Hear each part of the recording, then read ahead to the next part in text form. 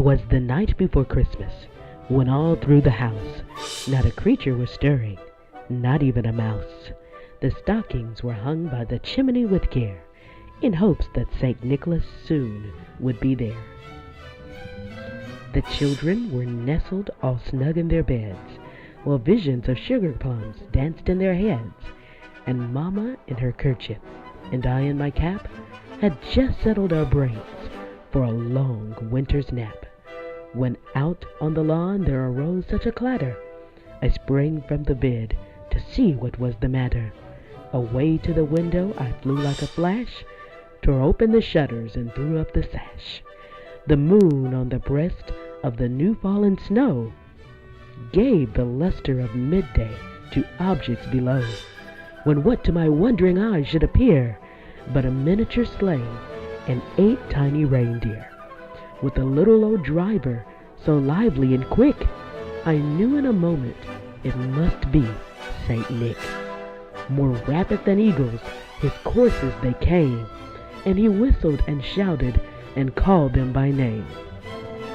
Now Dasher, now Dancer, now Prancer and Vixen, on Comet, on Cupid, on Donner and Blitzen, to the top of the porch, to the top of the wall. Now dash away, dash away, dash away all. As dry leaves that before the wild hurricane fly, when they meet with an obstacle, mount to the sky, so up to the housetop the coursers they flew, with the sleigh full of toys, and St. Nicholas too. And then, in a twinkling, I heard on the roof the prancing and paving of each little hoof, as I drew in my head and was turning around. Down the chimney St. Nicholas came with a bound. He was dressed all in fur, from his head to his foot, and his clothes were all tarnished with ashes and soot. A bundle of toys he had flung on his back, and he looked like a peddler just opening his pack. His eyes, how they twinkled, his dimples, how merry. His cheeks were like roses, his nose like a cherry. His droll little mouth was drawn up like a bow, and the beard of his chin was as white as the snow.